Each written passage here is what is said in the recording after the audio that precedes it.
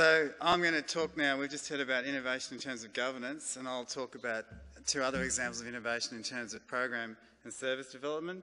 There's the common theme is that when we're thinking about doing something new, we think about, well, what are we trying to do? What evidence is already out there? Who's tried to do this before? Talk to people, and then build a service or program, and in the case Chancey just talked about, it was about governance reform. So in the case of alcohol treatment, Congress since the late 70s has been very loudly advocating for supply reduction measures, and the louder we got on that, the more we were getting a comeback from people in the community, largely the non-Aboriginal community, saying, look, if only you did a better job in terms of alcohol treatment, we wouldn't need supply reduction. That's your job, you should be getting everyone off the grog, and if you did that properly, well then we wouldn't have to cop these restrictions on our freedoms. So that's not true entirely. There's an element of truth in it, but the best treatment service in the world only really get about 1 in 5 people off the grog. But there was an issue about what could we do better in this space. So while we're thinking about that, in 1997 and 2007, the National Drug Research Institute was awarded some funds to implement a research project in Aboriginal communities across 6 sites in Australia to look at taking mainstream evidence of what works around the world in alcohol and trying to see if programs and services based on that evidence would actually work in Aboriginal communities. So we thought, well, here's an opportunity to try and get a research grant, which we went for, to actually build a service model and evaluate it. And that's what we did. We put in a research proposal. Donna was the chief investigator on this, and I was the co-investigator, along with people from the National Drug Research Institute, and we worked with other Professor Kate Conograve, Ernest Hunter and Peter Jabbs to build this project. So we got funded, and the first thing we had to do was a literature review. And in doing the literature review, that took some time. One of the things we came across is this article, Addiction is a Brain Disease and It Matters. And really, what that's basically saying is that drug addiction is a brain disease that's expressed in behavioural ways in a social context.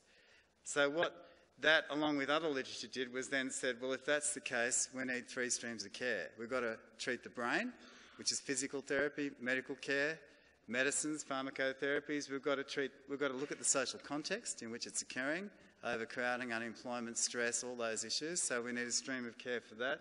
And we also have to address the behavioural component. We need a stream of care of that, which is therapy, often cognitive-based therapy, cognitive behaviour therapy, but other therapies. And all of that, when we looked at the literature, there's an evidence base for each one of those components. Each one of those components works.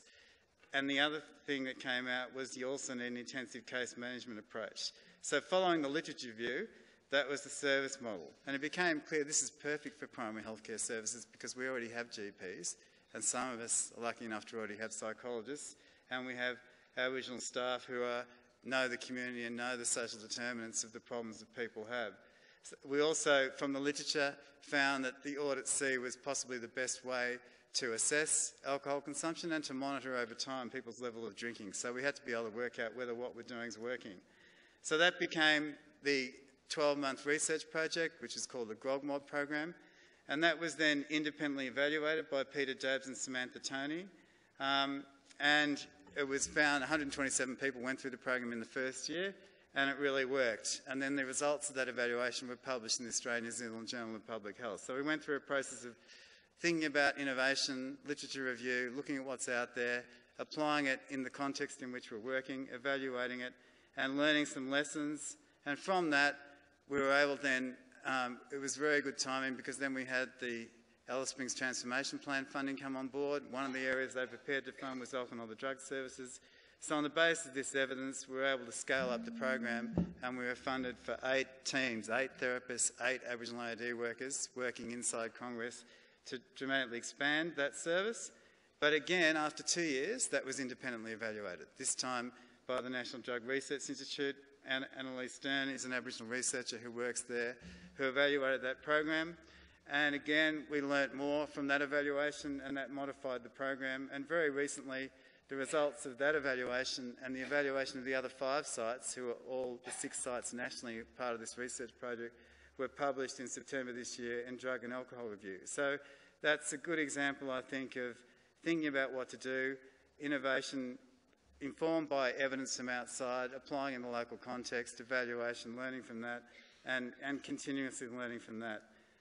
The next example I want to use is the example of our early childhood work in the preschool readiness program. So again, when the Alice Springs Transformation Plan funding became available, we said, well, we already know that there's a real need to do something in this space. There's a good evidence base that preschool matters, and in fact for disadvantaged children there's really good evidence they should be at preschool age 3 and age 4 for 2 years, and not just for 15 hours a week for a lot longer, probably 28 hours a week over 2 years. And there's all the evidence that Patrick presented yesterday about what we should be doing in pregnancy up to age 3. So this is some of the, again, there's an evidence base for each one of these components of the program, and when you put it all together, we really, hoped that putting this together in an innovative way would work. In that program, obviously Congress is aware of the children. There's 160 children in each age cohort in our population. We knew only 90 of those 160 were enrolled in preschool, so we knew we had a lot of work to do. And as part of the child health check, we knew we had to do better developmental screening to assess which children needed extra support even before they enrolled in preschool. And from that, we knew of the literature of the Aboriginal program, but that up to now was literature based on a centre-based approach, which children from 6 months to 3 years went through. It was a long-term approach. It was primary prevention. It was very effective. But we wanted to adapt that and use it in a much briefer intervention, which became a 7-week program for children who clearly had language delay and cognitive issues before enrolling them in preschool. Now, that hadn't been done before, but we thought there's a reasonable chance that this will have an effect. And so we used the same techniques, conversational reading, learning games, but only over an 8-week program. We've ended up getting about 95% attendance every day for 8 weeks from these kids. And I won't go into the data, but it's very clear that that's actually for most kids, or for a significant number of kids, that's making a big difference. Some kids improve their receptive language ability 12 months in 7 weeks. Some kids less than that, the average is 6 months, and some kids it doesn't work on. We're embarking in a research project now with Joseph Sparling himself from Melbourne University to ascertain, well, who are the kids that this doesn't do anything for, and what are the characteristics of those children? Our feeling from experience is those children have already been exposed to too much trauma, and it's too late, even at 3 or 4, to make a big difference, but we'll find out. So again, that program was evaluated by Menzies School of Health Research. That evaluation hasn't been published in peer-reviewed journals, but it is available. And again, we're working further with Melbourne University to both further examine the effectiveness of the 8-week intervention, but also to validate the developmental screening tool we're using, which is the ASQ, in an Aboriginal population, because that has not yet been properly evaluated with Aboriginal kids. So thank you for that. So there are 3 examples. The first one that Chancey presented on governance, and the last 2 on programs. But the common issue there is that innovation is something we don't do in a blue sky way. We don't create something out of nothing. We have an idea of what we need to do. We look around, see who else has done things, look at the literature, see what we can learn, and from that apply something that's often we're applying something that we know works in other places, and we're just trying to see whether it will work in Aboriginal communities, and most of the time, in our experience, it does. So thank you.